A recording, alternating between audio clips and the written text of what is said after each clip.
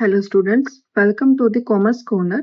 आज मैं आपको क्लास 11th के अकाउंट्स का फर्स्ट चैप्टर पढ़ाने वाली हूँ, जिसका नाम है अकाउंटिंग टर्म्स। चलिए स्टार्ट करते हैं हम। फर्स्ट टर्म है आपकी एसेट। एसेट क्या होती है?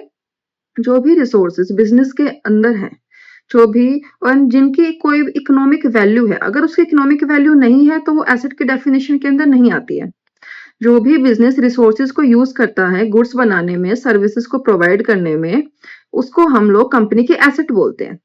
एसेट के अंदर जैसे एग्जांपल में क्या क्या आ जाएगा हमारा? Cash, inventory, equipment, plant and machinery etcetera.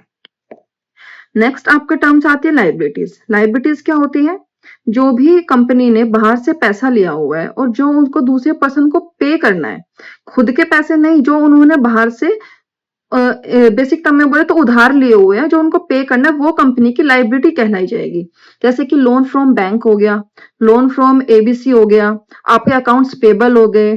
Accounts payable क्या होता है ये हम आगे की उसके अंदर पढ़ेंगे, आप पार्ट में पढ़ेंगे। तो ये आपके अकाउंट्स पेबल हो गए, ये सब आपकी लाइबिलिटी के टर्म्स में आता है। मीन्स वो अमाउंट जो आपको बाहर पे करना है वो आपके लाइबिलिटी के अंदर आएगा।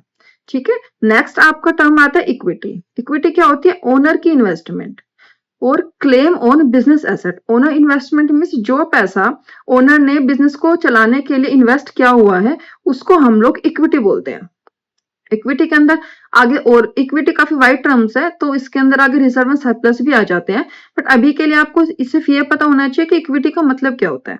उसका मतलब होता है money invested bye owner in business. Next term है आपकी revenue. Revenue means what? Money earned from selling goods और सर्विसेज।